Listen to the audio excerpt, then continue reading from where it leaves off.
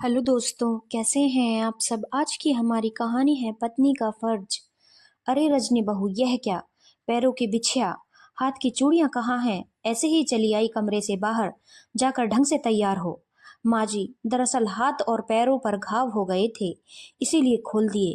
कितने ही घाव क्यों ना हो जाएं, कभी सुहाग का श्रृंगार नहीं हटाना चाहिए। यह श्रृंगार ही तो एक स्त्री को पूर्ण स्त्री बनाता है। मेरा बेटा तेरा सुहाग है, तो उसकी लंबी उम्र के लिए तुझे श्रृंगार तो करना ही पड़ेगा। अब इतनी कोमल काया वाली भी मत बनो। जाओ जाकर पहनो। पर मुझे बहुत दर्द हो रहा है। परवर कुछ नहीं, घर की बहू हो, बहू की तरह ही रहो, और जो हो गया है चुपचाप करो। जी। ऐसा कहकर रजनी आंखों में आंसू लिए अपना मन मसोस कर चुपचाप कमरे में चली गई। रजनी तो क्या, कोई और भी उसकी सास शारदा जी के सामने बोल नहीं सकता। शारदा जी इस बड़ी सी हवेली की मालकिन हैं, बिल्कुल दबंग स्वभाव की महिला, जो मुंह में आता है वही बोल देती हैं। जब खुद शादी होकर आई थी तब सास तो थी नहीं, तो जैसा चाहे वैसे रही, लेकिन अब पक्की भारतीय सास बन चुकी हैं। कहने को रजनी इस बड़ी सी हवेली में 3 महीने पहले बहू बनकर आई थी। उस समय शायद उसे भी अपने भाग्य पर गर्व होता था। जो कहता वह यही कहता कि भाग्य हो तो यह लड़की लिखवा कर लाई है, जो इतनी बड़ी हवेली और खानदान की बहू बनी है। उसके माता पिता उसके भाग्य पर इतराते थे। आखिरकार इतराना जायज भी था। गांव के इतने बड़े जागीरदार सुरेंद्र नाथ सिंह जी की बहू और उनके बेटे अखिलेश की पत्नी बनने का सौभाग्य आखिर रजनी को ही तो मिला था। रजनी दिखने में बेहद खूबसूरत थी। दूध सा उजला रंग, काजल से काले बाल, काया ऐसी कि हर कोई नवयौवन को लजा दे। जब जागीरदार सुरेंद्र सिंह नाथ जी की रजनी पर नजर पड़ी तो उसे देखते ही उन्होंने उसे अपने घर की बहू बनाने का निर्णय ले लिया।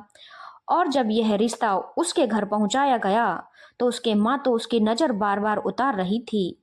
आखिर उनकी बेटी के भाग्य जो खुल गए थे, लेकिन भाग्य भाग्य न होकर दुर्भाग्य था। इस बात का पता चला हवेली में आकर, जब शादी के पहले दिन में शराब के नशे में धुत अखिलेश ने उसे बहुत बुरी तरह से मार पीट कर कमरे से बाहर भगा दिया था।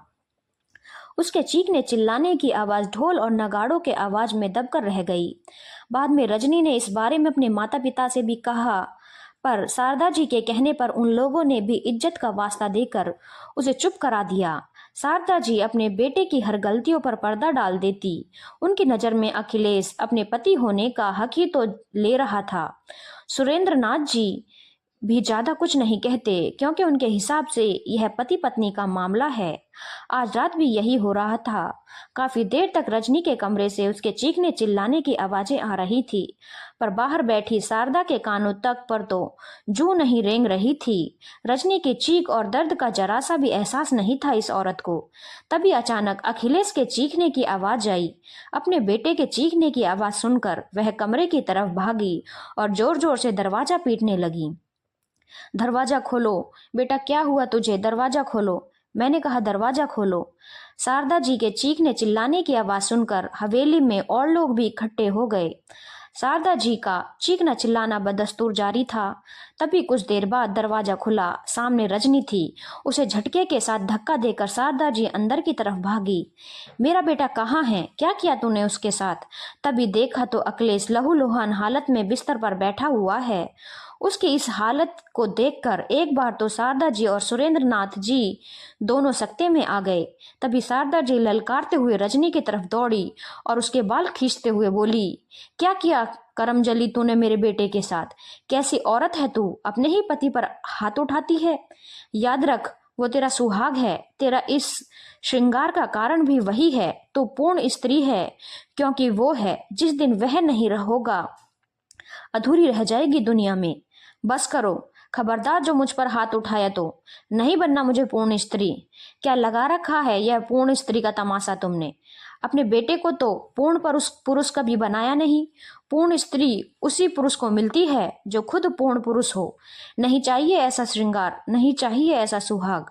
अपने बेटे के लिए पूर्ण स्त्री चाहती हो ना, तो पूर्ण स्त्री उसी पुरुष को ही मिलती है जो दिल से उस पुरुष को चाहती है। और तुम्हारे बेटे में ऐसे कोई लक्षण नहीं है कि कोई औरत उसे दिल से चाहे। रजनी की बात सुनकर सब तरफ सन्नाटा पसर गया। तभी शारदा जी चिल्लाई, बस अब यह इस घर में नहीं रह सकती, इसे अभी के अभी निकालो यहाँ से। देखते हैं कि माँ बाप कैसे रखेंगे इसे। जिंदगी नर्क ना बना दी तो मेरा नाम शारदा नहीं। हाँ, निकाल दो मुझे। वैसे भी कौन सी जिंदगी स्वर्ग जैसी बीत रही है आपके पास। हाय, यह कलंकनी अपना दुर्भाग्य खुद तैयार कर रही है। निकल यहाँ से अभी के अभी, इससे पहले कि वो लोग रजनी को वहां से धक्के मारकर निकालते। रजनी खुद ही अब उस नर्कनुमा हवेली से निकल गई। पता था माता पिता तो स्वीकार करेंगे नहीं, इसीलिए माता पिता के पास न जाकर एक नई शुरुआत की तरफ कदम रख चुकी थी। धन्यवाद दोस्तों। अगर आपको कहानी अच्छी लगी हो तो चैनल को लाइक, शेयर और सब्सक्राइब करना ना भूलें।